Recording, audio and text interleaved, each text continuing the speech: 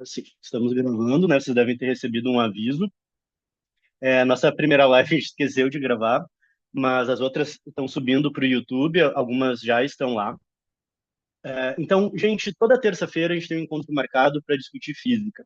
Hoje, o nosso encontro é sobre o tempo, o que é a grandeza tempo dentro da física, mas nós já tivemos outras lives. A primeira, o que é energia, depois interpretações da mecânica quântica, o que é entropia e agora o tempo.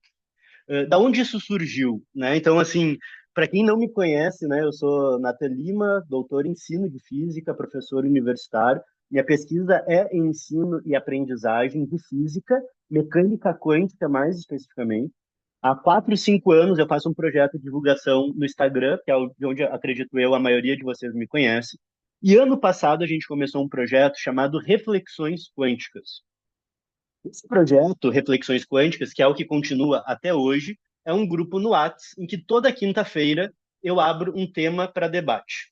Ano passado era só isso. Eu abria o tema, abria o grupo, o pessoal discutia, fechava no fim do dia e acabava.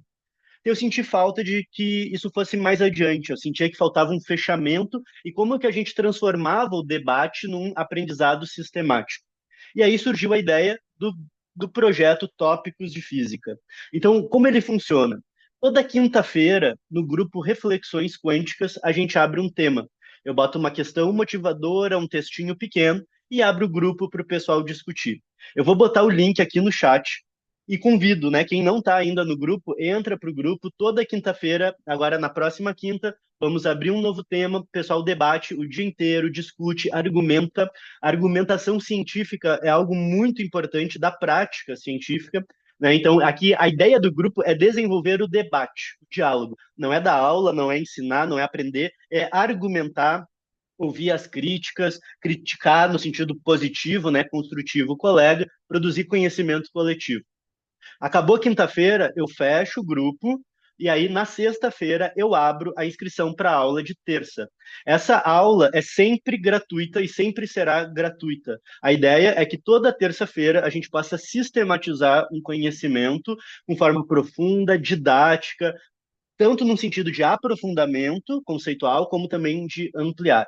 Quem não quer participar do grupo de debate, sugiro eu, entre só no grupo Tópicos de Física. E aí lá vocês sempre vão receber o link para inscrição para a aula com antecedência e também depois da aula os materiais. Né, o PDF da aula, quando eu uso, né, o tablet, vai receber os slides do tablet também. Então, essa é uma maneira de ter sempre a preferência no ingresso, né? A gente já teve lives aí que quase bateram o limite do que a gente tem no Zoom.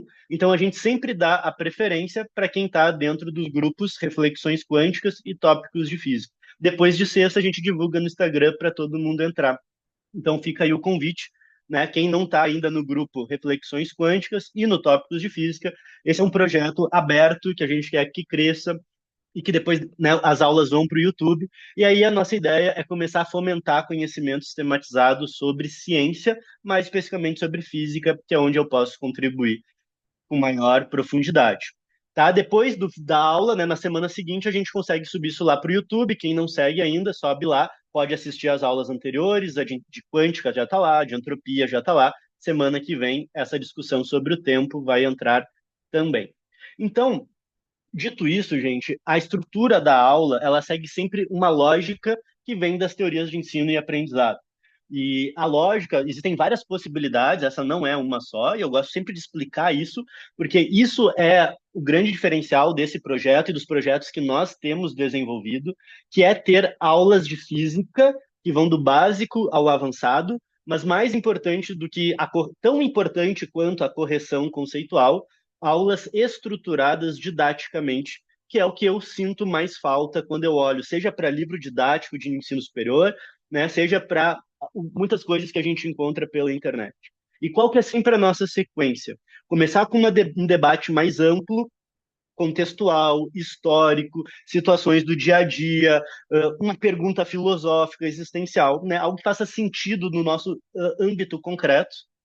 Dado esse sentido, a gente avança, e aí a gente tem um primeiro objetivo que é aprofundar. Então, sempre a gente vai no sentido de aprofundamento, construindo um conceito, uma abordagem que vai ficando cada vez mais específica e mais avançada, mais formal. Então, chega um ponto da aula que a gente olha para aspectos formais mais avançados, tá? Mas a gente faz uma construção disso. Aí eu abro para dúvidas, e depois dessas dúvidas, a gente faz um último movimento, que é o de ampliação, que é eu já aprofundei aquele conceito. Aqui é meu objetivo mais didático, mais profundo, mais difícil. Depois, a ideia é fazer um movimento mais de ampliação. Como é que eu relaciono isso com outras áreas da física, num caráter mais informativo, de abrir a visão, de saber que existem outras coisas que a gente pode saber no futuro. Então, o meu foco, eu escolhi hoje olhar para o tempo vindo da mecânica clássica e indo para a quântica, e depois a gente vai fazer das dúvidas, eu vou mostrar uma passagem só de algumas discussões da teoria da relatividade. Essa é uma aula, gente, extremamente difícil de dar. Eu falei da entropia no último, que era mais difícil, eu acho que o tempo ganha. E, inclusive, essa é uma aula que eu quase não vou entrar em aspectos matemáticos. E se eu tivesse que entrar, principalmente na parte da quântica, não teria como nessa aula. A gente teria que estruturar as coisas com mais tempo para chegar no ponto de formalizar. Então, essa aula vai ser uma aula muito mais informativa. Eu vou mostrar coisas, não se preocupem em entender o formalismo e a matemática. Eu espero passar informações, uma estrutura didática, vou construir um argumento, mas a matemática em si eu não vou poder hoje mostrar. A gente vai ter outras oportunidades de olhar isso, mas a ideia é mostrar como isso pula da clássica para a quântica e depois dar uma visão geral do que acontece na teoria da relatividade. Ao longo da aula, coloquem as dúvidas no chat, coloquem os comentários, que daí quando eu abrir o momento de dúvidas, eu vou lá para o chat, a gente conversa. Para quem não teve nas outras lives, né, eu não abro o microfone nesse primeiro momento, porque o tempo é corrido, e às vezes quando a gente abre o microfone, a gente não consegue fechar tudo que a gente gostaria. Se lá no final a gente tiver com tempo sobrando, até hoje nunca sobrou tempo, mas se algum dia sobrar tempo, a gente abre o microfone, mas coloquem lá no chat que a gente segue conversando. Depois eu vou abrir o grupo Reflexões Quânticas para quem quiser seguir o debate por lá. Tá? Então, essa é a estrutura geral. Eu queria sempre mostrar, sempre gosto de mostrar para vocês a estrutura didática, tem fundamentação por trás disso, né? A gente tem pesquisa em cima disso. Então, a gente sabe que isso produz ou tem maior potencialidade de produzir aprendizado de uma forma profunda. Feito todo esse preâmbulo, a gente pode entrar na nossa questão de hoje, que é o tempo. E aí, gente, é uma coisa que eu gosto de ressaltar no que eu falo, no que eu faço nas aulas. A física, ela tem uma dimensão tecnológica, e isso é super importante do ponto de vista econômico, político, ela é estratégica para o desenvolvimento de um país. Então, esse é o primeiro motivo para a gente ter física na escola, ter ciência na escola. Mas também a física, ela é uma das ciências e das formas que a humanidade encontrou de refletir sobre a sua própria existência. Quando a gente se dá conta, né, somos seres vivos, finitos, que se lembram de um passado, que temem o futuro, ou que anseiam pelo futuro, e a gente começa a ter dúvidas existenciais, né, o que somos, de onde viemos, para onde vamos. A ciência é uma das tradições que lida com essas angústias. E a gente pode pensar como uma forma, né, de apropriação ou de construção de conhecimento de forma sólida, rigorosa, verificável, uma série de quesitos. Mas se a gente dá um passo mais atrás ainda, né, pensando na história da humanidade, ela é uma tentativa, uma tradição que tenta olhar para o que é essa coisa maluca que é a existência.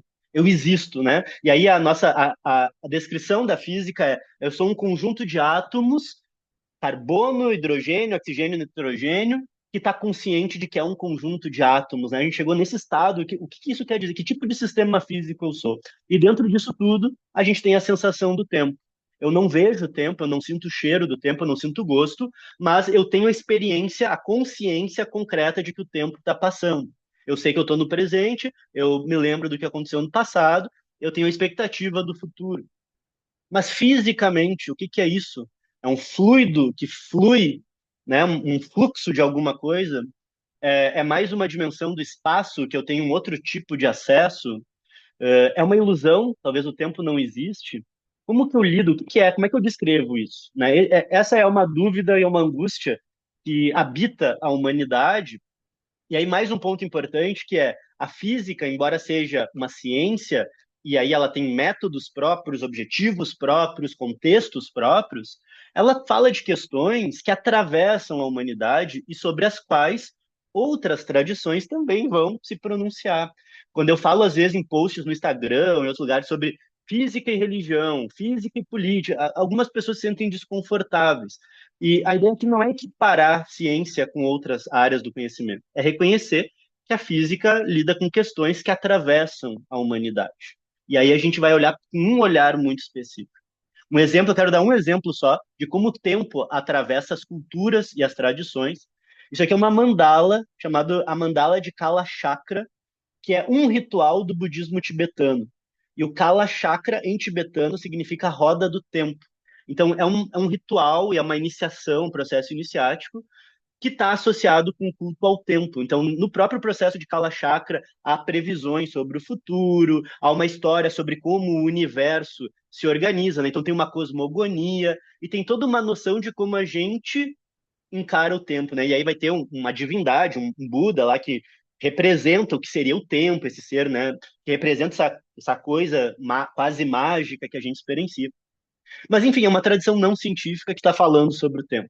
Está usando seus processos, seus ritos, suas formas de entender a realidade e de comunicar as suas experiências e fala sobre o tempo. Isso aqui é para dar um exemplo só, como uma cultura, né, como o problema do tempo e de outros problemas da física atravessam. Aqui, na aula de hoje, a gente vai fazer um olhar específico. A gente vai reconhecer que existem muitas formas de encarar o tempo, a própria experiência psicológica é uma delas, mas o que eu quero argumentar com vocês é e o que a física fala? O que esta tradição, que talvez venha lá da filosofia grega e que vem pelo Renascimento na Europa, e aí né, toma contornos específicos nos últimos séculos, o que a física fala sobre o tempo? O que ela consegue, com seus métodos, falar sobre o tempo? E aí já é uma questão que é epistemológica, né? Com os métodos científicos, o que eu sou capaz de produzir de conhecimento sobre o tempo. E até mais importante do que isso, gente, no final, não quero decepcionar ninguém, mas muito mais do que dar respostas, eu acho que o que a física vai nos permitir é que perguntas a física nos faz sobre o tempo. Né? O que eu posso falar sobre o tempo a partir da física. E aí a coisa ela vai indo meio que por é, tentativa e erro, né? A gente vai criando as teorias, o tempo vai aparecendo e a gente vai entendendo no processo o que é o tempo na física, né? A gente não começa assim, primeiros princípios, o tempo é tal coisa, o espaço é tal coisa, a massa, a gente não define assim. A gente vai descrevendo o mundo, as grandezas vão aparecendo e a gente vai corrigindo e vai medindo e vai relacionando e vai aprendendo no próprio processo de produção de conhecimento. Né? Então, esse eu acho que é a primeira lição, é a gente reconhecer como a física fala de coisas muito humanas, muito existenciais, que extrapolam a ciência, e que aqui a gente tem a visão científica para olhar. E a maneira que a ciência tem para falar, ela é rigorosa por um lado, mas ela também é como tatear no escuro. A gente vai descobrindo e vai gerando cada vez mais dúvidas, e aí o nosso avanço é no sentido de reconhecer a nossa ignorância e ser capaz. Eu acho que essa é a grande questão da ciência. A gente vai sendo capaz de promover novas questões, que antes a gente nem imaginava que poderia fazer. Dito tudo isso, vamos começar pela mecânica clássica, né? Vamos começar com o chão de fábrica. E se a gente pensa que a ciência moderna surge, é, tem pessoal falando que tem uma tarde aqui, né? Acho que é porque eu estou com isso aqui aberto. Espera aí. Vê se surgiu, vê se apagou aí a tarde, por favor. Pessoal? Eu estava vendo aqui o pessoal da Ficamos uma tarde. É, a mecânica clássica, né, é a primeira das ciências a se consolidar, embora ela siga se desenvolvendo. Século XIX, a gente vai ter muito, século XVIII, século XIX vai ter muito desenvolvimento na mecânica, mas se a gente pensar a mecânica newtoniana, né, pós-Galileu, é aí a gênese da física, da ciência moderna, né? E o que a mecânica clássica fala sobre o tempo? Que considerações? Mecânica fala de movimento. E aí é o primeiro ponto, né? Quando a gente fala de movimento, a gente fala de mudança. Uma coisa estava num lugar e foi para outro. Se houve essa mudança, justamente isso acontece ao longo de um tempo. Então, toda a descrição da mecânica, ela vai estar em termos de uma certa grandeza física chamada o tempo. Como que ela aparece no formalismo matemático, para a gente entender? Ela aparece estruturando uma teoria que nós chamamos, dentro da física clássica, de causal e determinista. Para quem estava na aula de interpretações da mecânica quântica, a gente vê que a interpretação ortodoxa de Copenhague pensa uma mecânica quântica não causal e não determinista. Então, por isso que eu estou chamando a atenção aqui. Quando a gente vai entrar em teorias modernas, a causalidade e o determinismo ficam mais confusos. Mas na mecânica clássica, a física é causal e determinista. O que isso quer dizer? Quer dizer que se eu conheço as causas no presente, eu prevejo o futuro. Se eu sei onde este celular está agora, ele está aqui. Se eu soltar ele, onde ele estará? Todos vocês sabem que ele estará no futuro no chão, porque existe uma causa, ele está parado, mas no momento que eu solto, existe uma causa, que é a força-peso, que puxa ele para baixo, e ele vai acelerar em direção à Terra até que ele vai ser freado. Então, existe uma causa, e conhecendo a causa, eu determino o futuro. Como que eu determino o futuro? Olhem como a matemática expressa uma visão filosófica. Isso aqui é uma visão de mundo. Existem causas que determinam o futuro. Isso aqui não é obrigatório, não é dado. Em algum momento da filosofia se imaginou que isso era obrigatório. Só posso ter ciência por meio de buscas de causas e descrições deterministas. Mecânica quântica mostra que isso não é necessariamente verdade. Pelo menos levanta a questão se isso é necessário ou não. Como que isso é traduzido para a matemática, uma concepção filosófica sobre a realidade? Para dar na mecânica, isso aparece da seguinte forma, né? Eu escrevi aqui, gente, da forma mais simples, né? Tem gente aqui que não é da área de exatas, mas todo mundo lembra lá, faltou um Rzinho aqui, né? Força resultante é massa vezes aceleração. Se eu aplico um conjunto de forças sobre o corpo, força é uma grandeza vetorial, soma essas forças, dá uma força resultante, o valor dessa força resultante é matematicamente equivalente à massa do corpo vezes a aceleração. O que, que é aceleração? A aceleração é a taxa de variação da velocidade no tempo. Eu posso escrever assim. A flechinha ali no numerador, gente, tá? Eu não consegui fazer, tá? Eu tava com dificuldade. Era só no V, tá? Para ficar ali. Então peço já desculpas aí, já deixo a ressalva. Isso vai se perpetuar nos próximos slides, tá? Mas então eu tenho força é massa vezes aceleração. Aceleração é variação da velocidade por tempo. Quando eu boto esse delta, é porque eu estou pensando num tempo finito. Para quem é lá da área das exatas, eu posso fazer isso ser muito pequeno, muito, muito, muito pequeno, no limite de que isso seja infinitesimal. Para quem não é das exatas, né, eu posso calcular a aceleração instantânea, né, num espaço de tempo muito, muito, muito pequeno. Daí, em vez de usar esse triângulo, que a gente chama de delta, a gente bota um D. Tá? É a mesma coisa, variação da velocidade dividido pela variação do tempo, né? Só que agora isso aqui tem um outro, isso vai ganhar um outro peso na matemática, né? A mesma, eu falei a mesma coisa, mas é mais profundo, né? Para ser uma derivada, para quem é das exatas, então a derivada da velocidade no tempo. Para quem não é de exatos, pode pensar, é variação da velocidade pela variação do tempo. Apareceu o tempo ali. Eu não estou dizendo que é o tempo. Eu estou dizendo que a força, que é algo concreto, eu empurro alguém, se sente a força. Isso está associado à massa vezes a variação de uma grandeza no tempo, que é a velocidade. Velocidade, por sua vez, também é a variação de uma coisa no tempo, posição no tempo. E aí eu posso botar dx dt, né, que é a velocidade ali dentro, e aí a equação fica assim, ó, tá? A flechinha ali era para estar só no x. Força é massa vezes. Isso aqui é aceleração, isso é outra forma de escrever a aceleração, mas é a derivada segunda da posição no tempo. Para quem não é de exatas, é a variação da velocidade no tempo, né? Então, tu está variando a variação da posição no tempo duas vezes. Então, matematicamente, isso aqui a gente chama de uma equação diferencial, porque aparecem essas variações. E quando eu resolvo essa equação diferencial, o que eu vou encontrar é justamente a posição como função do tempo. E aí eu sei como que ao longo do tempo a posição varia.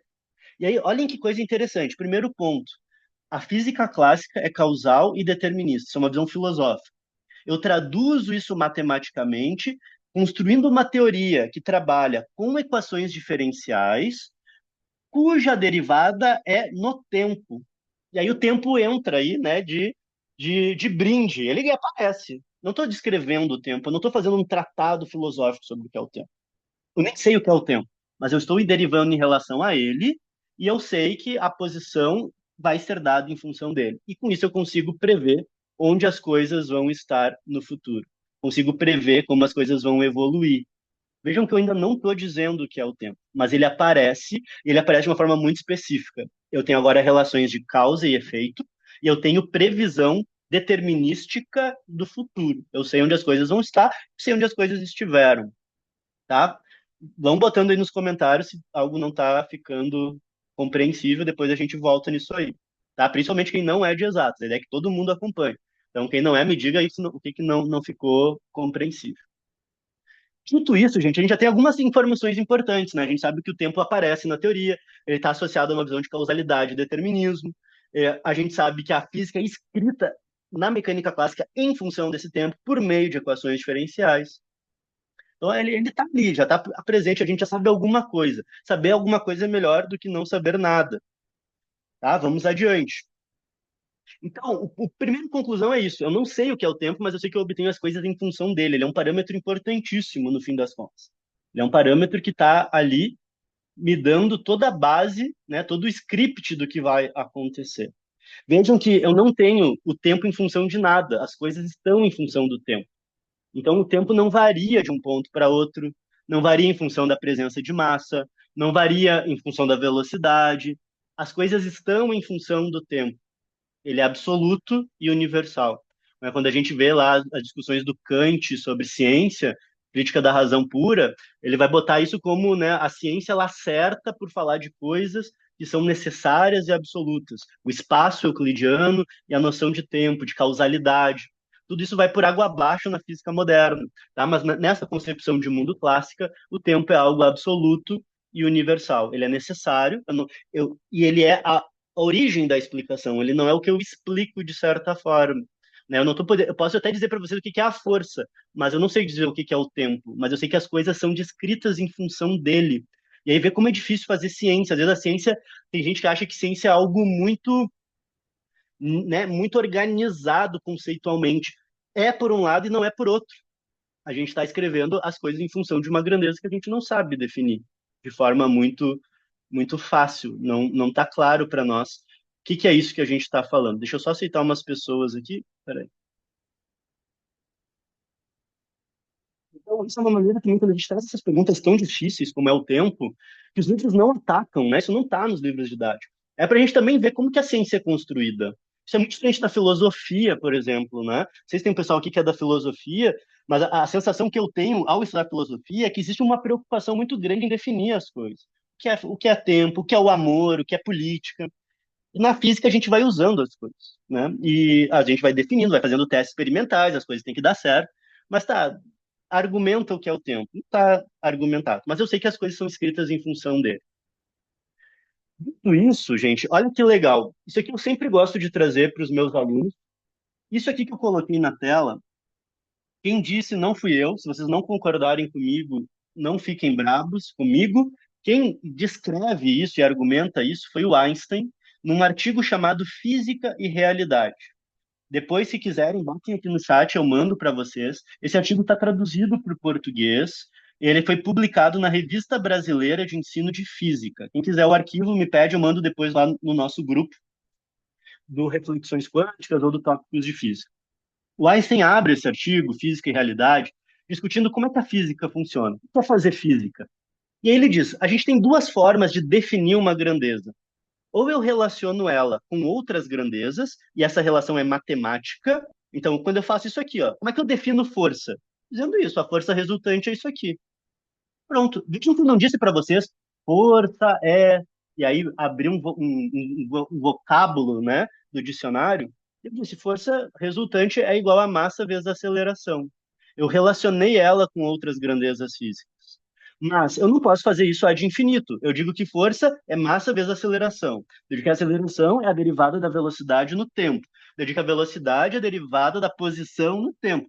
E aí eu vou chegar numa última grandeza, que é a origem, né? Uma grandeza que o Einstein chama de primária. Então, as grandezas secundárias, terciárias, quaternárias são relações matemáticas das outras grandezas, até que eu chego em grandezas primárias, que não são definidas a partir de nada. Não tem uma equação que diga esta grandeza é função de outra coisa. É as outras que são função dela. Tá, e aí como é que eu defino ela? Segunda linha ali, dizendo como medir. Então, grandezas complexas eu relaciono matematicamente com grandezas mais simples. E as mais simples de todas, que são as primárias, eu não tenho como definir com palavras. Eu só posso dizer como medir. Eu não sei o que é o tempo, mas eu posso dizer para vocês como medir o tempo. Eu posso se considerar que a massa é uma coisa primária, eu não tenho uma definição para massa, mas eu posso especificar a metodologia de mensuração da massa. E aí passa a ser uma definição pragmática. O que que é o tempo? Como é que eu meço o tempo?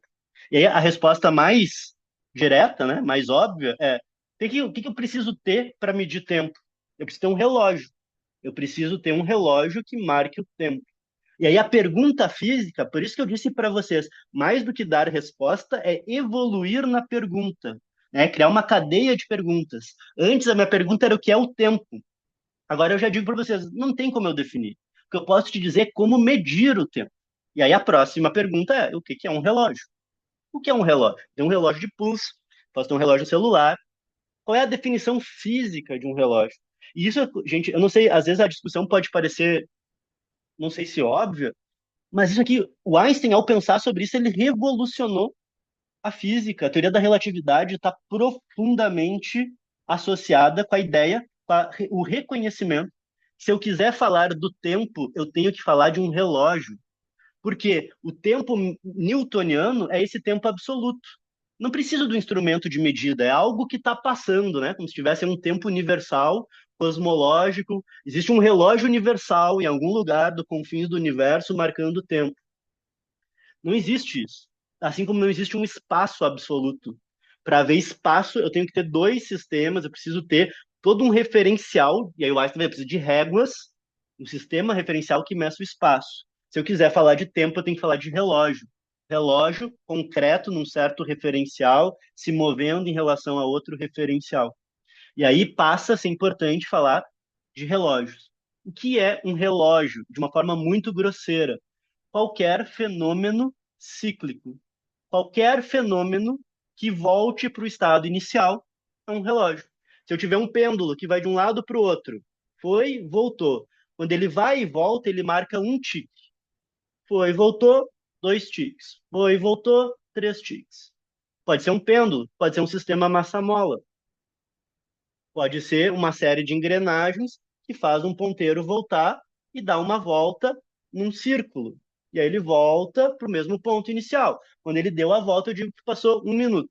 Quando deu duas voltas, passou 2 minutos. Pode ser o Sol ao redor da Terra. Toda vez que ele volta a cruzar o meridiano, eu digo que passou um dia. E aí eu vejo que cada dia o Sol nasce numa posição um pouquinho diferente. Quando ele volta para o mesmo ponto, eu digo que passou um ano. O Sol se movendo no espaço é um relógio. Estrelas que mudam o seu brilho, seu fluxo de forma periódica, né? Elas pulsam, são relógios extremamente precisos. Então, um relógio é todo o sistema físico que faz um processo cíclico. E aí, cada ciclo marca uma unidade de tempo. Pode ser um segundo, pode ser um femtosegundo, pode ser um ano, pode ser um dia, pode ser uma hora, pode ser um minuto, mas é um processo cíclico, que a cada ciclo que ele vai repetir, eu digo que passou uma certa quantidade de tempo. Então, esse é o primeiro ponto. Eu preciso de fenômenos cíclicos. Eu preciso garantir que eu tenho um determinado sistema físico que volte para o estado inicial. Se eu consigo isso, eu consigo montar um relógio e eu acredito, e aí vem um ponto que é o pulo do gato, que cada vez que ele fecha o ciclo, o tempo que passa é o mesmo. Imagina o seguinte, o pêndulo vai e volta, fechou um ciclo. Quando ele for e voltar de novo, o que me garante que o tempo é o mesmo? Imagina que o tempo está passando cada vez mais lento para todo mundo. Porque se eu comparo um relógio com outro, também o pêndulo foi e voltou mais lento, e aí o outro relógio também fez o próximo ciclo mais lento. Então tudo continua sincronizado, mas cada ciclo está mais lento. Como eu sei que não é isso que está acontecendo? A gente entra numa coisa muito mais profunda. O primeiro passo concreto é: eu preciso de um fenômeno cíclico. Fiz isso, eu tenho um relógio, posso marcar o tempo. Como é que eu garanto que o tempo não está mudando na forma que ele passa?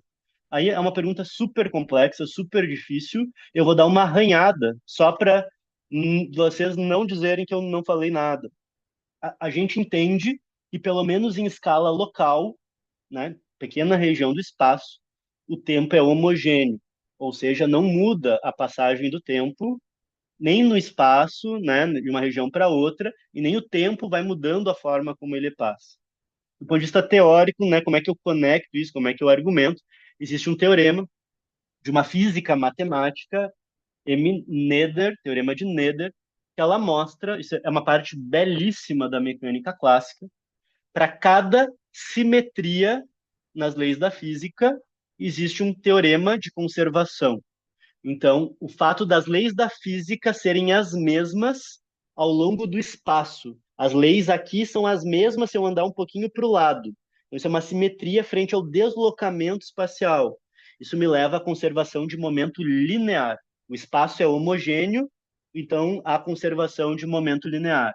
O fato das leis da física não mudarem frente à rotação. O espaço é isotrópico. Há conservação de momento angular. As leis da física não mudam ao longo do tempo. Existe a conservação, então o tempo é homogêneo, e existe a conservação de energia.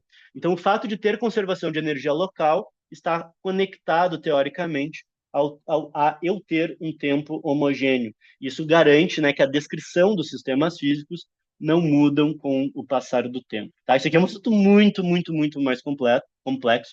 Poderia ser uma aula, mas a gente entra também num formalismo muito avançado, não é ainda a ideia desse projeto, mas hoje por isso que eu falei que é muito informacional, no sentido de saber, olha, na mecânica clássica o problema é esse, né? O problema é, eu sei que as coisas ficam descritas em função do tempo, eu tenho uma visão que é causal e determinista, isso é traduzido para a matemática em relação ao tempo, por meio de equações diferenciais.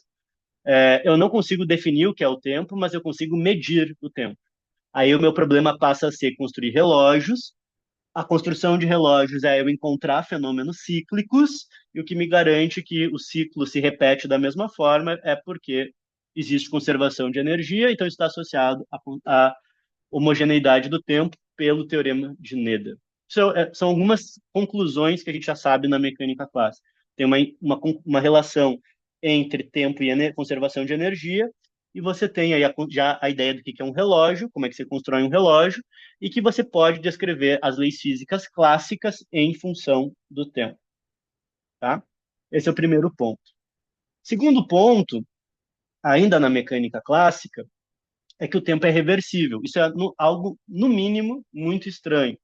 Se eu jogar uma bolinha na parede, se ela for perfeitamente elástica, a bolinha vai e volta. Se eu rebobino o vídeo, vocês vão ver a bolinha indo e voltando, a mesma cena. Se eu pegar as leis da física, essa daqui, ó, e só trocar t por menos t, vai dar uma trajetória ao contrário. E não tem nada de estranho nessa trajetória. Se eu jogar uma partícula, né, uma bolinha de um lado para o outro, ela forma uma parábola. Se eu inverter o tempo, ela forma a mesma parábola. Né? A energia da bolinha subindo é a mesma de quando ela está descendo. Se eu tiver só a descrição mecânica do sistema, tudo é reversível. E aí isso tem uma série de implicações, gente, uma série, né? Significa que a informação nunca é perdida. Todas as informações que compõem o Natan, mesmo depois que eu não existir mais, e aqui o que é informação, né? São as propriedades dos átomos, posição, velocidade, momento angular, momento linear. Tudo isso, né? O Natan não vai existir mais um dia, mas do ponto de vista da mecânica clássica, isso é reversível, né? Se tivesse um supercomputador, poderiam pegar todos os átomos que me formaram, reverter e descobrir quem foi o Natan um dia. Óbvio que do ponto de vista pragmático, isso não tem nenhum sentido, não tem nenhuma conclusão empírica, prática sobre isso. Mas do ponto de vista mecânico, toda informação segue no universo e ela é reversível, nada disso é perdido, só para dar uma consequência filosófica. Mas o ponto que é estranho, no mínimo, é que o tempo tanto faz como tanto fez, se vai para frente ou vai para trás. E por que, que eu vejo ali num sentido e não no outro? É, o que, que me justifica eu lembrar do passado e não do futuro? As equações da mecânica clássica não diferenciam passado e futuro nesse sentido. Não existe uma preferência para a passagem do tempo. Não tem algo que torne um sentido preferencial. Vou avançar um pouquinho mais rápido, senão a gente não vai conseguir avançar tudo. Tá? Então, isso é no mínimo uma coisa estranha na mecânica clássica. O tempo é reversível. E aí, tema da aula passada. No nosso mundo, as coisas não são reversíveis. Se eu botar um copo de água, tá aqui 30 graus onde eu tô com um copo d'água, e espontaneamente não vai formar gelo. Mas se eu encher esta xícara de gelo, vai virar água líquida. Tem um sentido preferencial irreversível, espontaneamente não vai voltar a ser gelo. Eu vejo uma seta do tempo para onde tudo passa. No mundo macroscópico, no mundo microscópico, isso não existe. Não existe uma seta preferencial. A termodinâmica, embora quando a gente trabalha com termodinâmica do equilíbrio, o tempo não aparece explicitamente nas equações. Mas eu sei que existe uma lei que diz, né, um teorema que decorre da segunda lei da termodinâmica, a gente discutiu isso semana passada, a entropia não pode diminuir, só pode aumentar. Então, a entropia de um sistema isolado só aumenta, até que ela chega num máximo, que é o estado de equilíbrio. Então, a termodinâmica aponta para onde o sistema vai. No mundo macroscópico, eu sei para onde as coisas têm que ir, e aí eu tenho um sentido preferencial. Tem implicações muito interessantes para isso aqui também. Vamos retomar isso em outras aulas, inclusive para discutir causalidade, né? Então, quer dizer, aqui eu tenho uma sequência causal óbvia do que tem que vir primeiro ou depois, o que na mecânica pode ficar mais confuso, né? Porque se eu posso inverter o tempo, não existe uma causa para um sentido único, né, dos acontecimentos. Eu tenho que informar se está indo para um lado ou para o outro, né? De certa forma, eu tenho que dar essa condição. Aqui não, aqui eu sei que se eu botar um calor de 30 graus, é gelo para água e nunca o contrário, né? Então, a termodinâmica dá um sentido preferencial para o tempo. A gente não vai entrar nisso aqui, a gente falou um pouquinho já sobre isso na aula passada, podemos retomar. Se quiserem botar ideias, sugestões do que discutir no chat também, quais desses pontos que eu estou passando a gente pode aprofundar em outras aulas, mas eu queria acentuar para vocês, ressaltar, em relação à mecânica termodinâmica do equilíbrio, já me dá uma seta preferencial e introduz a noção de irreversibilidade. Certo? Eu não vou aprofundar mais do que isso, porque daí teria que entrar muito a fundo e a gente não teria tempo de entrar no que é o assunto quente do que eu queria comentar hoje. Tá? Então, essa é clássica e termodinâmica. Aí a gente entra na física moderna, eu vou falar de quântica e vou abrir para as dúvidas, e depois lá no final eu vou falar rapidamente sobre teoria da relatividade. Olhem que interessante. A gente descobriu aqui juntos que eu não sei explicar o tempo, mas eu sei medir o tempo. Eu sei que tudo passa a ser descrito em função dele, e eu sei construir um relógio, eu sei que o tempo é homogêneo e está associado à conservação de energia. Quando eu entro na mecânica quântica, acontecem algumas coisas estranhas.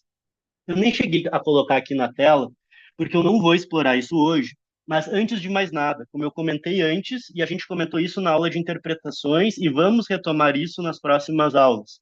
Mecânica quântica é não causal e indeterminista. Ela vai trabalhar com probabilidades e não tem causas para certos eventos.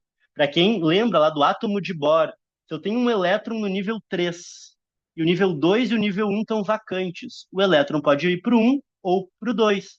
Tem uma probabilidade de cada transição, mas não tem uma causa. Eu não sei dizer por que ele vai para o 1 ou para o 2, eu sei dizer a probabilidade.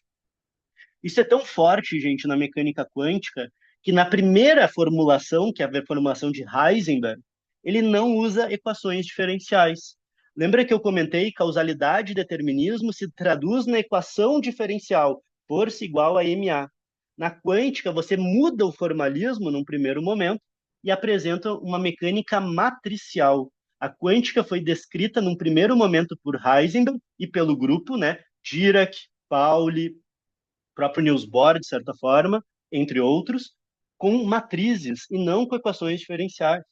Isso causou uma grande estranheza na comunidade. É o Schrödinger que depois, com a sua equação, resgata o tempo. E a equação de Schrödinger é em função do tempo também, do espaço e do tempo. E aí é que fica, volta o tempo para a jogada. Mas num primeiro momento, a mecânica quântica, e ela herda ainda características da mecânica matricial, a mecânica quântica não apresentava equação diferencial no tempo, porque se propunha a ser não causal e não determinista. Isso já estava muito óbvio para o Bohr. Tá? Em textos filosóficos do Bohr, essa discussão é muito presente. Depois disso, o Schrödinger escreve uma equação diferencial no tempo e o tempo volta para a mecânica quântica. E aí eu vou apresentar algumas considerações.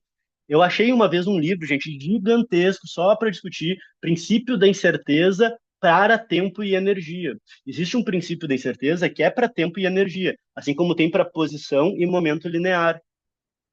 É muito complexo, tá? É dezenas, centenas de artigos, um debate muito difícil, muito profundo para discutir o que é o princípio da incerteza para o caso do tempo. Por quê? Porque o tempo é uma grandeza muito problemática na mecânica quântica. Por muitos motivos.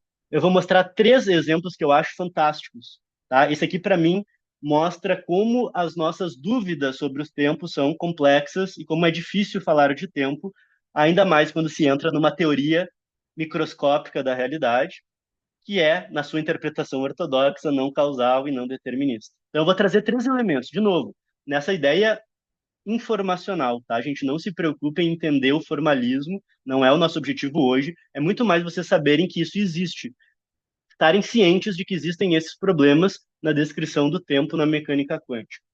Primeiro, o tempo enquanto grandeza física, depois o chamado problema da escolha demorada e, por fim, o problema chamado zenão quântico. Que grandeza, tá? Primeiro problema, que é o problema da tempo como grandeza física. Na mecânica quântica, as grandezas observáveis, ou seja, aquela que eu faço uma medida, vou medir a posição, vou medir o momento linear, vou medir a energia, vou medir a polarização de um fóton, vou medir o spin, grandezas que eu meço, elas têm um formalismo matemático específico. Como assim?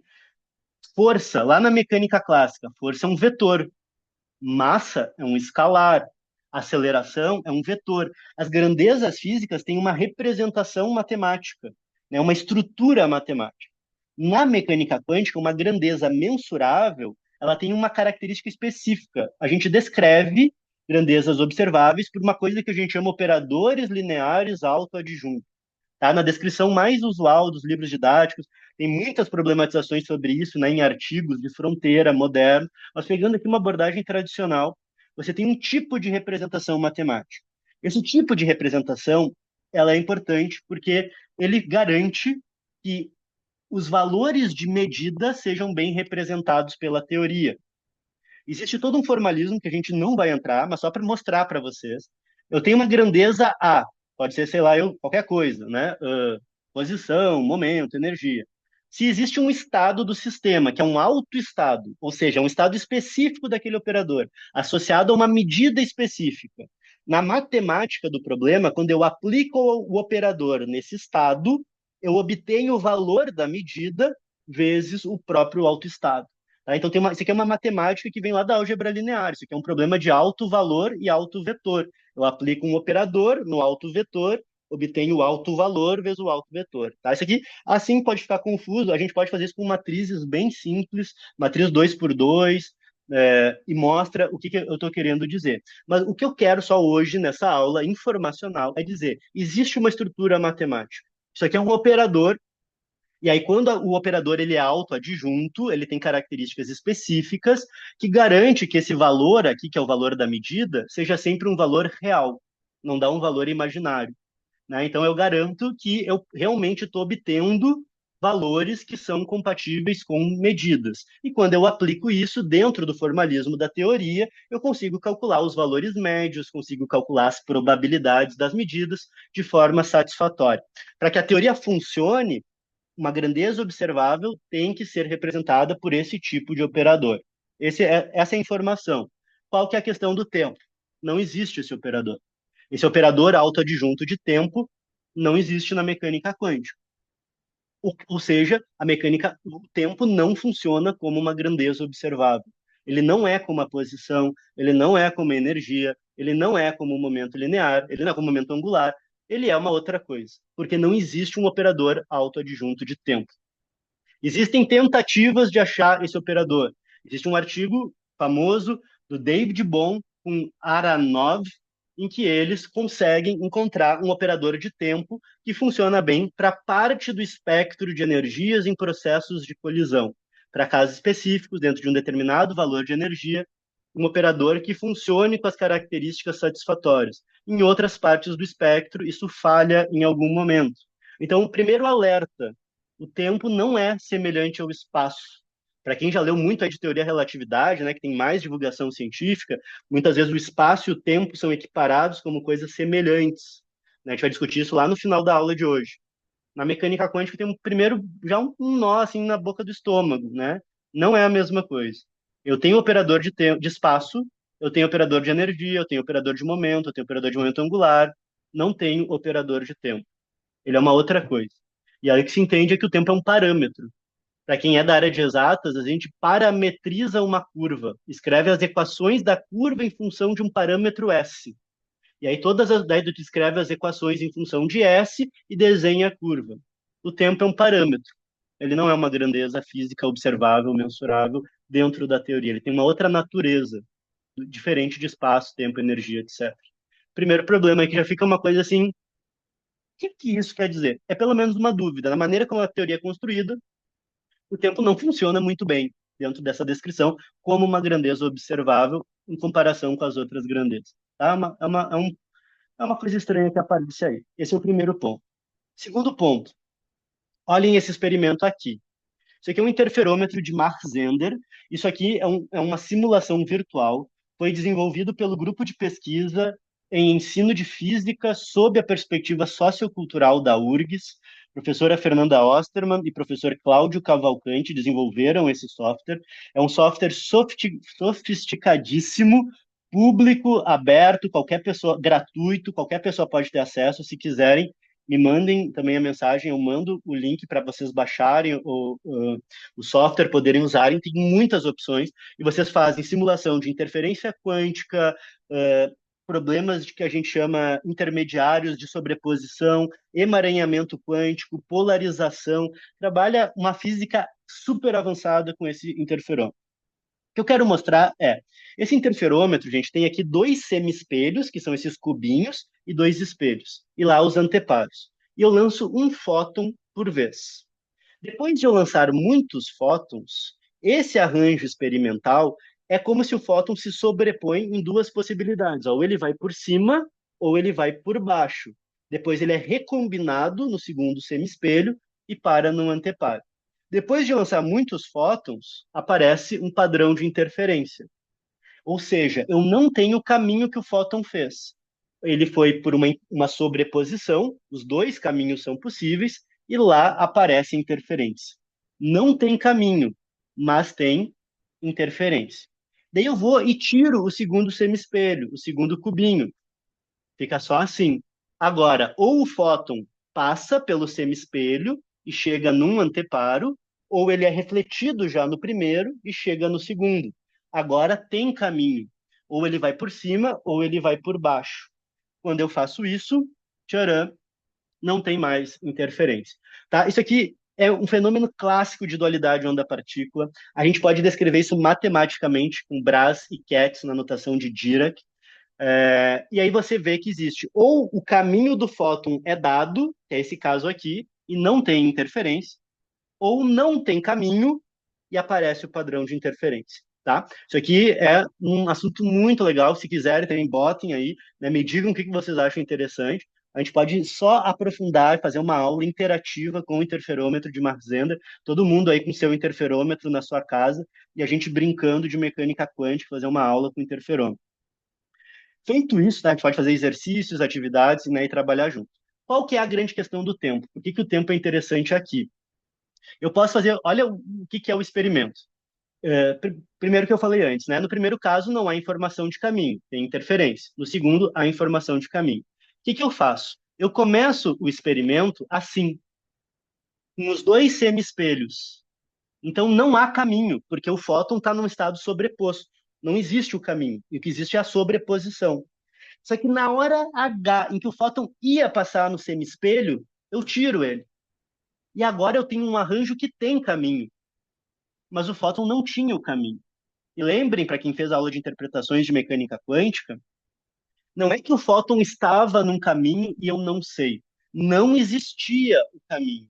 Mas no momento que eu tiro o segundo semi-espelho, olha o que acontece com o experimento, volta para esse estado aqui. Volta para o estado de não haver sobreposição, como se houvesse caminho. Mas ele estava num arranjo que não tinha caminho. tirei o segundo semiespelho, passou a ter caminho, e agora o caminho sempre existiu. Ou seja, é como se no momento em que eu tiro o espelho, ele já tivesse vindo por um caminho. Ou seja, o passado foi criado no presente. É só no momento do presente, da medida, que toda a história do fóton passa a existir. Tudo que aconteceu com ele ao longo do trajeto só pode ser descrito no momento da medida. É como se o passado não existisse até o momento em que eu meço. No momento que eu meço, eu tenho o estado atual e sei o passado do sistema. Mas até então, o passado não existia. É muito ruim falar nessa linguagem, porque isso aqui é muito sutil. Eu não posso alterar o passado, tá? Não viola a teoria da relatividade, porque eu não posso mudar o passado do fóton. Na prática, eu só estou detectando lá o fóton. Mas do ponto de vista da teoria, toda a trajetória do fóton só existe no presente, tá? Mas isso não implica uma reversão causal. Eu não posso alterar o meu passado. Mas enquanto eu não meço, toda a história da partícula não existe. Depois que eu meço, tudo que poderia existir passa a existir no presente. É como se o presente atualizasse o passado. É só no presente que as informações do passado passam a existir. Mas eu não posso alterar o passado.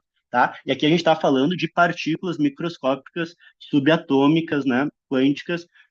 Já vi muita gente falando muita bobagem na internet sobre problemas como isso, né?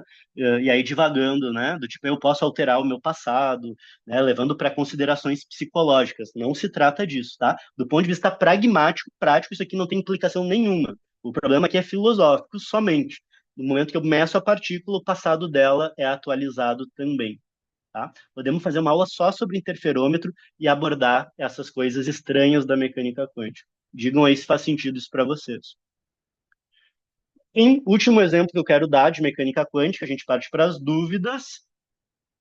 Zeno, filósofo grego, famoso pelo paradoxo de Zeno, em que Aquiles corre atrás de uma tartaruga. O problema dele é o seguinte: a tartaruga está lá na frente e o Aquiles está atrás. Quando o Aquiles andar a metade do caminho, a tartaruga vai ter andado um pouco para frente. Quando o Aquiles andar a metade do próximo caminho, a tartaruga vai ter andado mais para frente. Quando o Aquiles andar mais metade do caminho, a tartaruga vai de novo ter andado para frente. E assim sucessivamente. Então, para o Zeno, o Aquiles nunca passaria a tartaruga. Sempre que ele fosse chegando perto, a tartaruga já teria se afastado um pouco mais. E aí, para ele, mudança é impossível. A mudança é uma ilusão. No fim, o Aquiles sempre está atrás da tartaruga, ele nunca ultrapassaria a tartaruga. Tem um episódio, gente, de Friends, para quem é da minha geração, que o Ross está olhando para a porta, esperando uma pessoa que ele estava afim, e a Phoebe diz: Não, não olha, porque enquanto você olhar, a pessoa nunca chega. E ela diz: É que nem olhar para uma panela que você quer que ferva. Se você tira a tampa, ela para de ferver.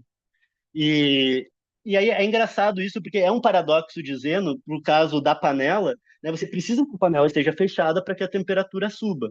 Se você abre a panela, você deixa o vapor sair, baixa a energia e diminui a temperatura e ela acaba não fervendo. Então, acaba sendo uma espécie de efeito Zeno automaterializado, que toda vez que você olha, aquilo não muda, né? E aí a mudança é impossível. Você nunca consegue fazer a água ferver. Então, você tem que parar de olhar para que a água possa ferver. Então, esse seria um paradoxo de Zeno macroscópico.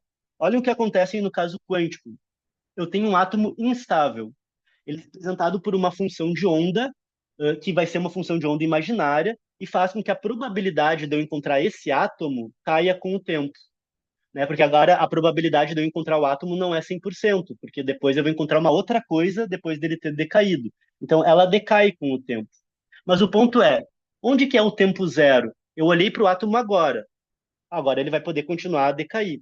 Só que se eu medir ele de novo, um instantezinho depois, não é o estado zero, ele ainda vai estar naquele estado inicial. Então eu pego ele no estado inicial de novo. Eu faço a função de onda colapsar no estado inicial. Então, ele volta para o tempo zero. Eu meço de novo, ele volta para o tempo zero. Volta de novo para o tempo zero. Se eu fico medindo ele, eu sempre voltaria para o instante zero. E aí ele nunca decai. Será que isso é verdade? Essa exatamente, eu não botei o paper aqui, depois eu posso botar.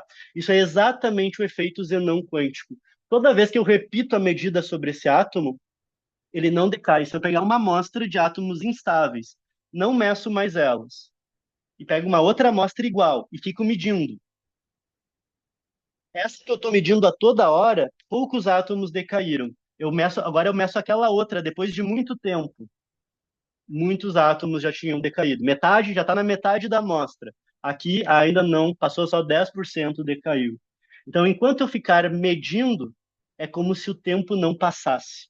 O pessoal chama disso na literatura efeito Zeno quântico. A medida reseta o tempo e no caso do decaimento é como se o tempo não passasse. Então também tem uma outra coisa muito maluca na mecânica quântica, que o fato de eu medir também afeta a maneira como o tempo está passando, está afetando esse sistema quântico.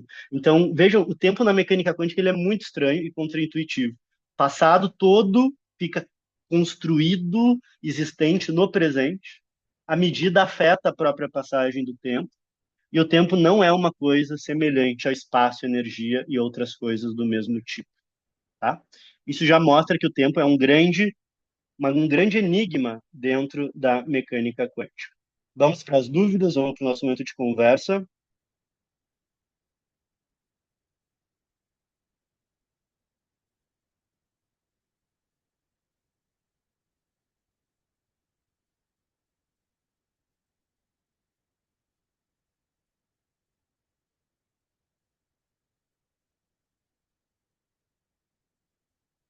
Angel comentou aqui sobre um professor chamado Ron Mallet. Não conheço. Vou pesquisar sobre isso, tá? Prometo pesquisar. Depois a gente pode jogar isso lá no Reflexões Quânticas, se alguém tiver aí, ou se alguém tiver algum link, alguma coisa. Eu não conheço, esse projeto.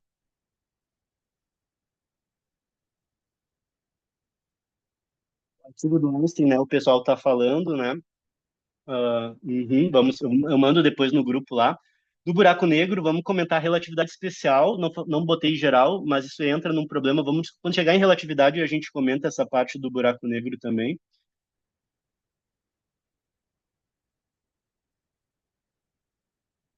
A lei da inércia já não aborda menos conceitualmente a homogeneidade do espaço e do tempo, ao passo que a noção do referencial inercial é compatível com a ideia de lugares e instantes não privilegiados. Perceron.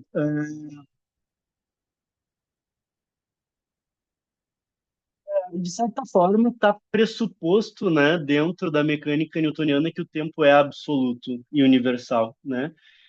O fato é que justamente com o teorema de Noether você ata isso à conservação de energia, né? E aí você leva isso também para um problema quando você entra em escala cosmológica, não necessariamente você tem conservação de energia, e aí não necessariamente você tem essa homogeneidade do tempo. Tem uma teoria, algumas propostas físicas, tem um físico português, por exemplo, que propõe que a velocidade da luz seja uma função da idade do universo. E aí tudo no universo mudaria ao longo do próprio tempo cosmológico, né? Então não necessariamente você tem uma passagem do tempo, as leis da física sendo a mesma ao longo do tempo, se não houver conservação de energia. Mas em princípio, com certeza na mecânica newtoniana você supõe, né, que o tempo seja homogêneo, já com essa ideia da própria inércia, né?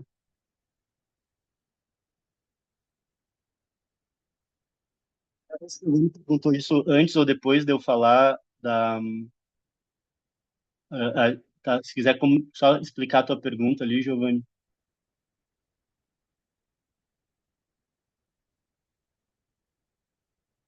Vamos comentar sobre relatividade, essa questão do tempo aqui que o pessoal está perguntando.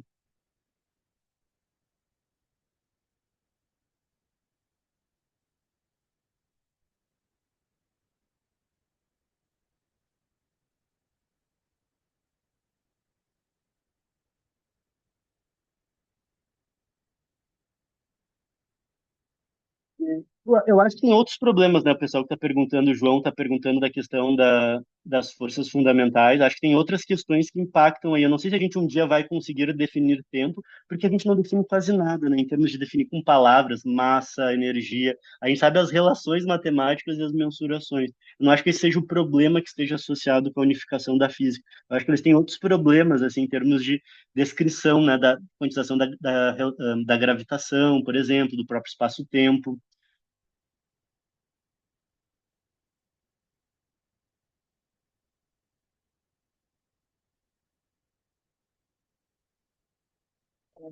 A gente olha, né, quando a gente discutiu ali a questão da entropia, ela é uma definição probabilística, né? Ela me diz qual é o estado mais provável.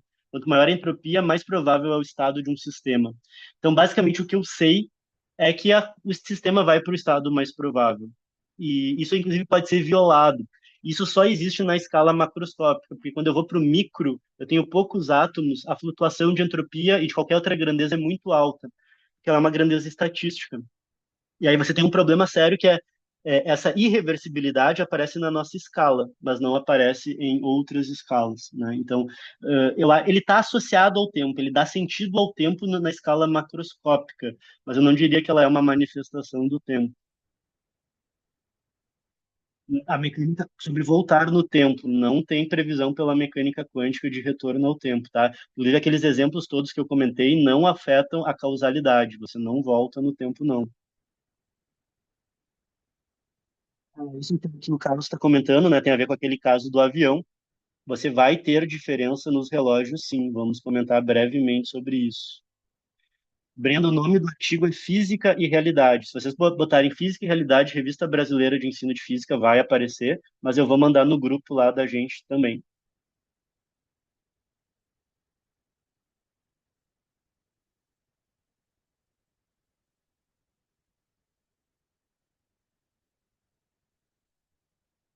Bom,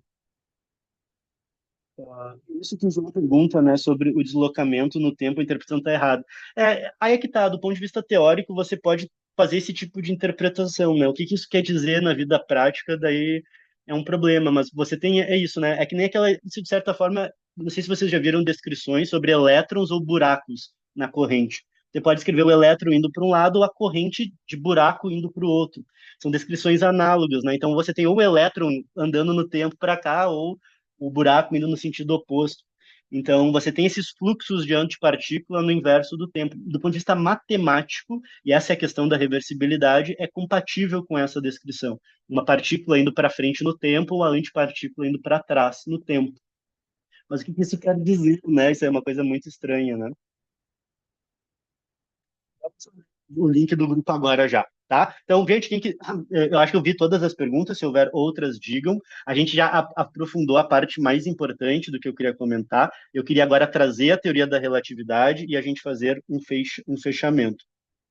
É, então, deixa eu só voltar aqui para os nossos slides.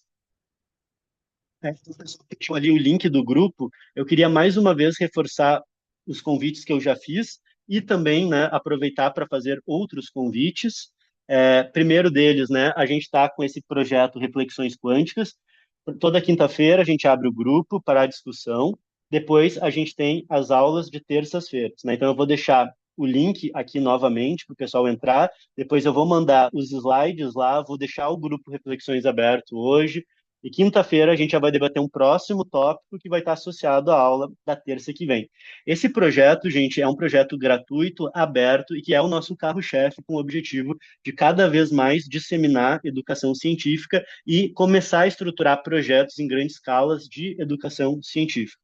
Associados a ele, existem outros projetos que são importantes justamente para tornarem sustentáveis os projetos abertos, né? A gente precisa, tem toda uma equipe, né, trabalhando que acredita na proposta, mas que são pessoas profissionais, né, da área de toda a estruturação, a própria plataforma, o pessoal que ajuda a divulgar a construção do site.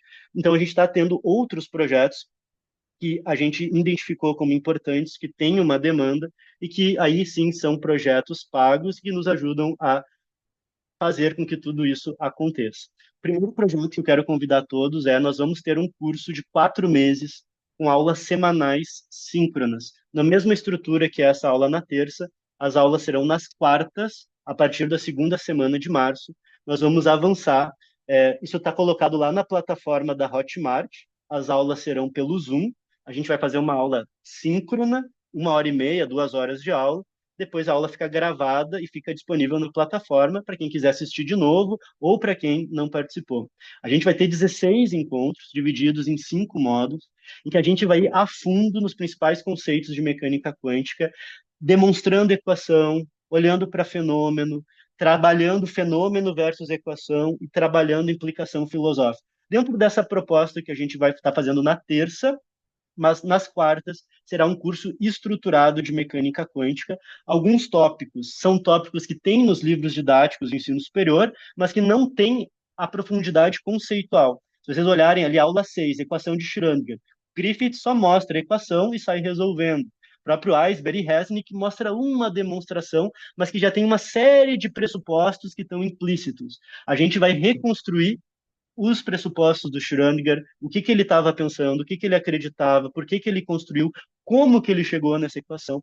Então, todos esses tópicos serão construídos com material didático de apoio, que não está em livro nenhum, né, que a gente vem construindo ao longo do tempo, e que a gente tem, então, uma estrutura didática com questões históricas, conceituais e filosóficas, chegando na matemática. Então, para quem é de exatas, principalmente, viu quântica ou quer ver quântica, né, entender, assim, não foi aquela coisa, só resolver exercício, não realmente entender, pô, da onde veio isso, né, o que isso quer dizer e quais são os problemas filosóficos. Aí a gente tem um curso profundo de 16 semanas, 4 meses, bastante aprofundado, um grupo próprio no Whats, com material didático e com aulas, né, com encontros semanais.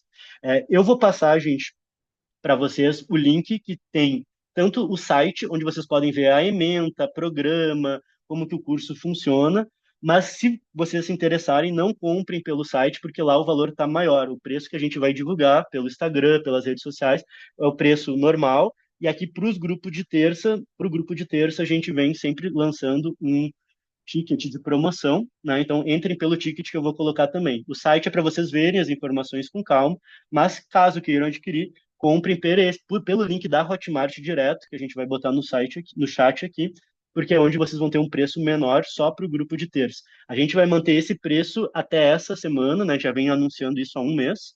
Depois da segunda semana de fevereiro, o valor vai aumentar, porque a gente já está indo para a segunda fase de divulgação. Não divulgamos no Instagram, faz um mês que a gente só divulga aqui. A partir da semana que vem vai ser divulgado no Instagram também, já com preço maior. Então, quem quiser, aproveita. Se não, que tem interesse, mas não pode comprar agora, me avisa, fala comigo, a gente tenta ver como consegue manter esse preço também, tá? Mas fica o convite, é um curso muito legal, tá bem estruturado, e aí tem bastante coisa legal para a gente discutir. Quem aqui quer olhar para a mecânica quântica, mas não quer esse grau de profundidade, Mecânica Quântica para Curiosos, um curso gravado também no Hotmart. Esse não é encontro síncrono, 6 módulos, né, onde vocês têm os principais conceitos de mecânica quântica e aulas de matemática no nível médio e avançado. Isso aqui, gente, é o mapa geral, né? Todas as aulas eu falei isso. Isso aqui é o cara quer ir para Paris.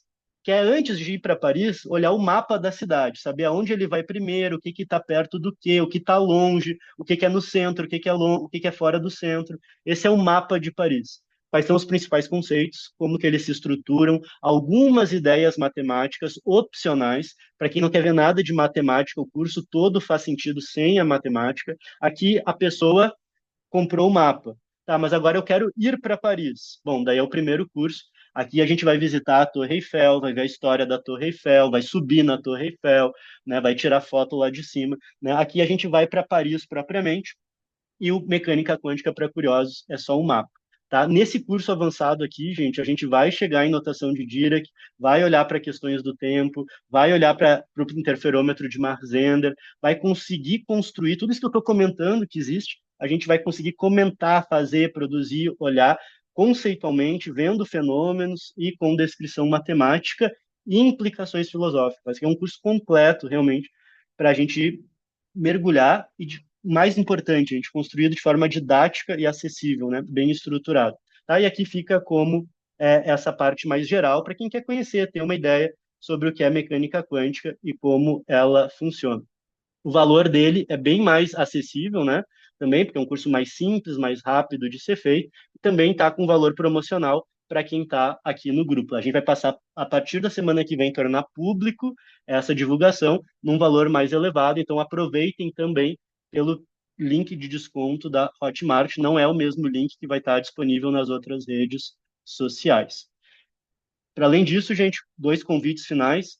A gente tem poucos horários ao longo da semana para mentoria individual. Quem precisa se preparar para algum concurso, para alguma prova, ou tem interesse, não quero estudar algo a fundo por um certo tempo, manda uma mensagem no WhatsApp que a gente tem alguns horários para mentoria individual também, tá?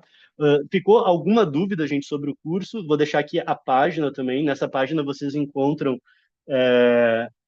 outras informações do que a gente vem fazendo, o que a gente vem desenvolvendo, e aí vocês podem ter todos os acessos por lá, tá? Alguma dúvida por aqui ainda sobre os cursos, sobre os projetos? Todas as aulas do Introdução, elas são pensadas como as aulas de terça. Com toda a discussão filosófica, histórica, conceitual, e aí a gente vai chegar na matemática.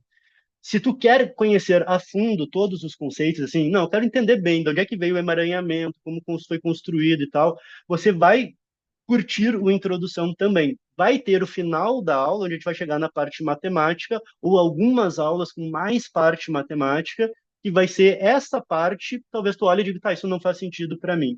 Mas vai ter toda a discussão histórica e conceitual aprofundada ao longo de todas as aulas, né? Então, ela é muito mais no sentido de, se eu quero só ter uma visão geral, o que é quântico, quais são os conceitos, mecânica quântica para curiosos dá conta. Eu quero ir a fundo, entender conceitualmente a fundo, o introdução vai ser melhor. Vai ter uma parte do introdução que não vai fazer sentido, final de cada aula e talvez algumas aulas. Mas com certeza, né, tu vai ter muito mais informação que o mecânica quântica para curiosos. Mas seu objetivo não, não, eu quero ter uma visão geral, né, quero só saber do que se trata, né, ter o todo, daí fica o mecânica quântica para o curioso. Eles vão ser, Luciana, nas quartas-feiras e as aulas ficam gravadas. Quartas-feiras às 19h30 e todas as aulas vão ficar disponíveis na Hotmart com acesso vitalício para as pessoas sempre terem as aulas. E além disso, né, a gente vai ter um grupo no WhatsApp para seguir discutindo, trocando ideias, tirando dúvidas, tá bem?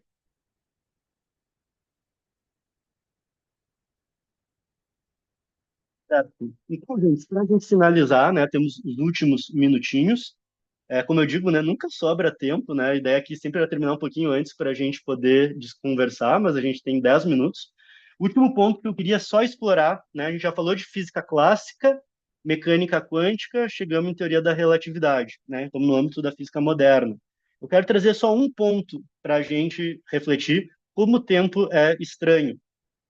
Se eu quero medir algo, o tamanho de algo, por exemplo, celular, eu poderia ter vários sistemas de coordenada, um começando aqui por baixo, que diz que esse é o ponto zero, e esse aqui é o ponto 50. Um outro sistema de coordenadas diz que esse é o zero, esse é o 50. Um outro lado, que diz que aqui começa o 100 e aqui começa o 150. As coordenadas de um certo objeto, elas variam com referencial, mas o tamanho de um objeto na mecânica clássica é independente do referencial, né? Então, se eu tiver uma coisa que é só que o tamanho, né, o comprimento, eu boto coordenada x e y de cada ponto, acho a distância usando Pitágoras. Se forem três coordenadas, x, y e z, é a mesma coisa. E na matemática, a gente pode extrapolar para mais coordenadas. Quando eu tenho um espaço de 4 dimensões, teria mais um a ao quadrado. Então, no mundo matemático clássico, eu tenho tamanho do objeto como algo que não muda e as coordenadas mudam. E eu, quando eu obtenho o tamanho do objeto, por uma soma das componentes, eu obtenho algo que é invariante, é o mesmo para todos os referenciais. Não vai dar tempo da gente aprofundar hoje, pode ser um tema de outra aula. Na teoria da relatividade, o tamanho das coisas não são constantes. A passagem do tempo também não é constante. Aí entra aquela pergunta do avião. Vai ter diferença entre os aviões? Vai ter diferença entre o avião e a Terra? Ali é um problema também super complexo, que é o paradoxo de Gêmeos, porque já entra na questão da aceleração, né? Tem qual que é o referencial que acelera para eu definir onde o tempo vai passar mais devagar. A gente pode ter uma aula só para isso. Mas o ponto é, a velocidade da luz é aquilo que é constante no vácuo. E isso faz com que o tamanho das coisas não seja mais constante, invariável, e nem a passagem do tempo. Mas eu consigo construir uma outra grandeza, a gente pode mostrar isso numa outra aula, que se chama intervalo espaço-temporal. Se eu pegar o tamanho, a distância entre dois pontos no espaço, e diminuir menos c ao quadrado vezes a passagem de tempo entre as medidas dessas coordenadas, de dois eventos. A gente tem que pensar em eventos, né? Um flash aqui e um flash aqui. Se eu meço a distância entre os flashes, é o meu ΔR. Se eu meço a diferença de tempo entre os flashes, é meu ΔT. Essa diferença é que é invariante. Antes, o que era invariante era o tamanho. Agora é essa a diferença. Se eu quiser deixar a matemática parecida, em vez de eu botar um menos, eu podia botar assim, ó, mais e botar um i imaginário, porque o número imaginário ao quadrado é menos um. Então, na teoria da relatividade, ó, eu tenho um espaço-tempo de quatro dimensões, o tamanho nesse espaço-tempo continua constante, da mesma maneira que é a medida de qualquer objeto no espaço tridimensional, com um detalhe: eu tenho um tempo imaginário. Então, eu também posso pensar que existe agora uma estrutura espaço-temporal que a norma, o tamanho do intervalo nesse espaço é constante para todos os referenciais, é o mesmo. Um detalhe muito estranho: o tempo é imaginário. O tempo não é medido em unidades reais, ele é um tempo medido em unidades imaginárias. O que significa um tempo medido em unidades imaginárias? Não sei. E aí eu volto à minha reflexão inicial. A física, ela não vai nos apresentar uma definição de tempo, ela vai nos dizer como medir tempo, e ela vai começando a criar relações do tempo com outras coisas. Agora, aqui eu tenho uma outra entidade, um outro ente matemático, que é o espaço-tempo. O tempo precisa ser descrito de forma imaginária. Na mecânica quântica, as medidas não obedecem a operadores, não podem ser descritos como operadores autoadjuntos. Eu tenho a construção do passado no presente, e a medida do tempo faz com que o tempo passe mais devagar. A física nos mostra isso, e ela cria mais dúvidas do que respostas, mas ela nos leva para um caminho de questionar cada vez perguntas mais profundas do que a gente conseguia fazer antes, né? Se alguém aqui nunca tinha visto essa discussão, talvez tivesse dúvidas sobre o tempo, mas agora tem outras dúvidas. Por que que o tempo, ao medir um átomo, o tempo passa de mais devagar? Por que que quando eu meço o sistema no presente, o passado é construído? Qual é o sentido de eu ter um tempo imaginário na teoria da relatividade? Né? Por que que a mudança de velocidade entre os referenciais faz com que o tempo passe diferente? As perguntas passam a ser outras. Então, o entendimento da grandeza passa a ser também assessorado pelo conjunto de perguntas que a gente passa a conseguir realizar sobre ela.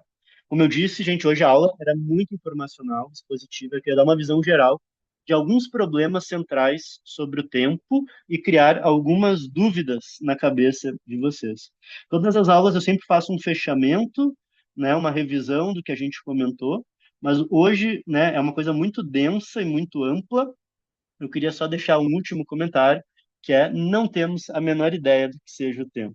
A gente sabe medir, funciona nas teorias clássicas, a nossa termodinâmica funciona bem, medidas na quântica e relatividade funcionam, mas daí a gente dizer que sabe o que é o tempo, a gente não sabe. A gente sabe programar, né, fazer algo pragmático, medidas, mensurar, botar eles dentro da teoria, mas dizer o que é isso, o que é o tempo, continua sendo um grande mistério para a humanidade. Certo?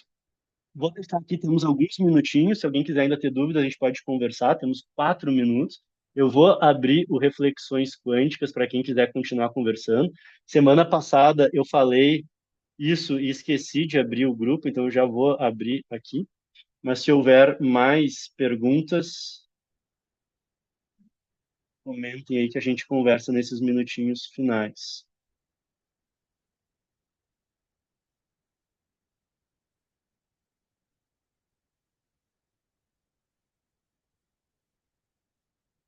Os ponteiros do relógio não conseguem dizer que horas são. Muito legal. Isso aí.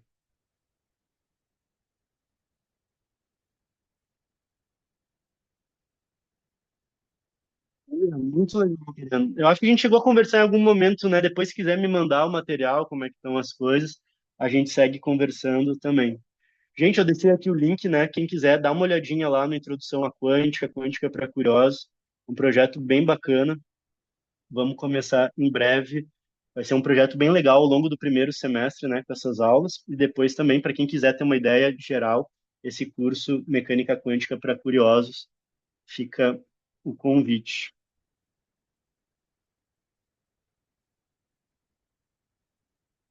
Gente, se não tiver mais dúvidas, a gente vai encerrando por aqui. Quem quiser ficar aqui mais um tempo, tirando dúvida, eu fico também, mas agradeço muito, muito a presença de todos.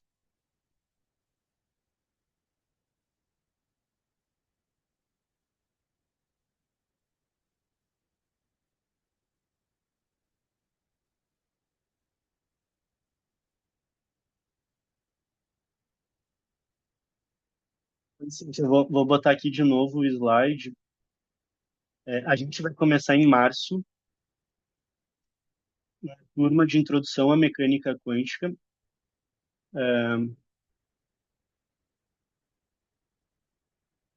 Aulas, quartas-feiras. A plataforma vai ser a Hotmart, as aulas vão ser pelo Zoom. Quartas-feiras, às 19h30, durante 16 semanas. São 4 meses de curso. E aí a gente vai entrar a fundo, né, na mecânica quântica, vendo parte conceitual, histórica, filosófica. Mesmo os tópicos, né, que estão nos livros didáticos, é uma abordagem muito diferente, né? Realmente ver as origens, olhar para os originais, entender, atribuir sentido, né? E os livros são muito confusos, né? Então, assim, foram 10 anos estudando mecânica quântica, história da mecânica quântica para chegar nessa estrutura, com material didático próprio também que a gente desenvolveu. E realmente, assim, para quem quer olhar, não tem pré-requisitos, embora a gente vá chegar na matemática avançada, né? A ideia é começar sempre as aulas com discussão histórica, filosófica, conceitual, e aí matemática básica e chegar na matemática avançada, né? Então, quem quiser, não sou da área de exatas, né? Pode dispensar o finalzinho da aula, e para quem é da área de exatas, né? Daí sim, realmente o curso é totalmente pensado em quem fez física ou faz física, né? E tem aquelas aulas sai de mecânica quântica sem entender nada, né? Do que se trata, né? O que é esse monte de equação que eu estou resolvendo? A ideia é isso, né? Tá? A equação é isso, ela quer dizer isso, ela veio daqui, era isso que ele estava pensando. Esses são os problemas filosóficos, né? Então, vai ser um curso de 4 meses, assim, para a gente realmente visitar a teoria e entender ela a fundo. E tem o curso que está disponível também, que é a Mecânica Quântica para Curiosos. Esse é um curso gravado que está disponível na Hotmart para quem quiser poder participar. Assim, né, ter uma visão geral. Esse aqui é um mapa de Paris, quais são os pontos turísticos, onde está cada coisa, né, uma visão geral. E o introdução é realmente botar a mochila nas costas, ir nos restaurantes, tomar os cafés, né, e ver o que está acontecendo. Então, para quem quer ter uma visão geral, sim, quero conhecer, né, o que, que se trata. Mecânica quântica para curiosos da conta. Tem um pouquinho de matemática opcional nesse curso também, nível médio e avançado. Mas quem quer fazer só a parte conceitual, faz sem problema nenhum. Mas o grande convite mesmo, para quem quer ir a fundo mesmo, entender a teoria, é a gente estar junto no introdução. Vão ser 4 meses, uma disciplina praticamente, e aí a gente vai poder explorar a mecânica quântica com bastante calma e bastante cuidado. Né? A grande diferença aqui é a estruturação didática, né? É um curso pensado a partir de teorias de ensino e aprendizado, com história e filosofia da ciência, focado em aprender mesmo, né? Não passar adiante nas equações só com resolução, realmente a gente entender do que a gente está trabalhando lá.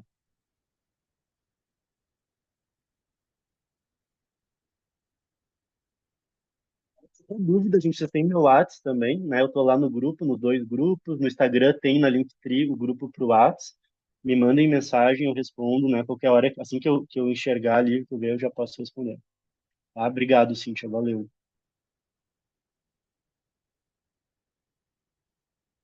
Tá, Cris?